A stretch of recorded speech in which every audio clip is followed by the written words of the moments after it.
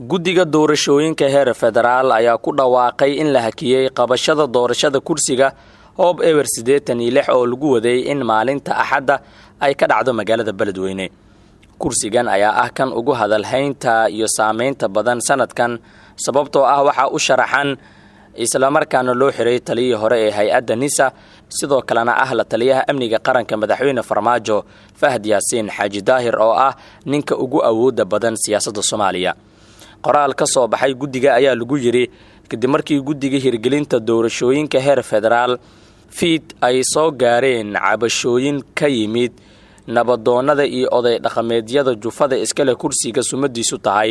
hoob ewer 86 waxaa lagu wargelinayaa labada guddi ee warqadan ku socoto inay hakiyaan qabashada kursiga kor ku xusan inta laga xalinayo cabashada laga soo gudbiyay. go'aanka guddiga ayaa imaanaya iyadoo oo lagu waday in Fahad Yaasiin uu maanta oo Jimco ah u safro magaalada Beledweyne si uu isugu diyaariyo doorashada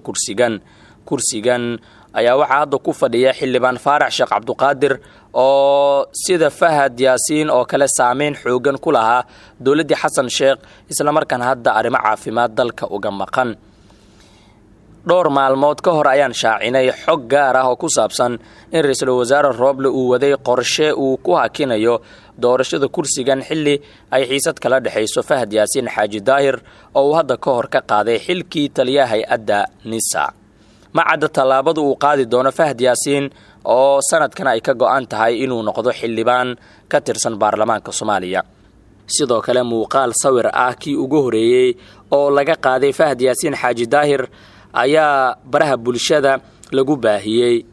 waxaana sawirkaasi uu noqonayaa 5 sano kadib inuu ogolaaday sawir in laga qaado isagoo hadda doonaya kursi xildhibaan.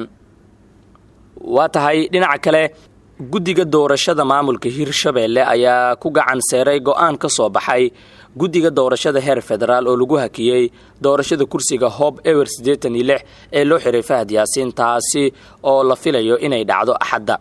qoraal ka soo baxay guddiga doorashada Hirshabeelle ayaa lagu sheegay in warqadda ka soo baxday guddiga heer federaal ay tahay mid been abuur ah isla markaana aysan jirin cabasho ka soo gaartay kursiga hoob 86 kadib markii guddiga maamulka doorashada Hirshabeelle iyo dhammaan wakiilada guddiga heer federaal iyo xalinta khilaafaadka arkeen warqad lagu baahiyay baraha bulshada ee faraysay in la hakiyo kursiga hoob ewer 86 oo aan wadan wax faahfaahin iyo sababo lagu hakin karo kursi qabashadiisa la shaaciyay. guddiga doorashada Hirshabeelle asagoo gudanaya waajibaadkiisa qaran iyo heshiisyadii madasha wadatashiga qaran iyo dhammaan habraacyadii doorashada waxa ay idin xaqiijinayaan in guddigu uusan soo gaarin wax cabasho ah oo ka timid kursiga kor ku xusan ayaa lagu yiri qoraalka guddiga Hirshabeelle. guddiga maamulka doorashada dadban ee Hirshabeelle wuxuu sii dardargelinayaa qabashada kuraasta la jadwaleeyay oo uu ka mid yahay hoob ewer 86 si waafaqsan habraacyada iyo heshiisyada doorashooyinka mana jirto sabab loo hakiyo kursigaasi maadaama la xaqiijiyay odayaasha dhaqanka ee soo xulaya oo uu ku jiro odaygii saxiixa u ahaa doorashadii 2016. xubno ka mid ah guddiga oo ku xiran Villa Soomaaliya ayaa la wareegay gacan ku haynta bogga Facebook ee guddiga halkaas oo lagu beeniyay warqadda kadibna la soo dhigay warqad kale oo lagu sheegay inaan la hakin kursiga hoob ewer 86. guddiga doorashada heer federaal ayaa qoraal uu ku faafiyay barta Twitter-ka iyo warbaahinta qaranka ku xaqiijiyay in la afduubtay bartooda Facebook waxayna ku adkeysteen inay sax tahay warqadda lagu hakiyay doorashada hoob ewer 86. khilaaf culus ayaa durba ka dhex qarxay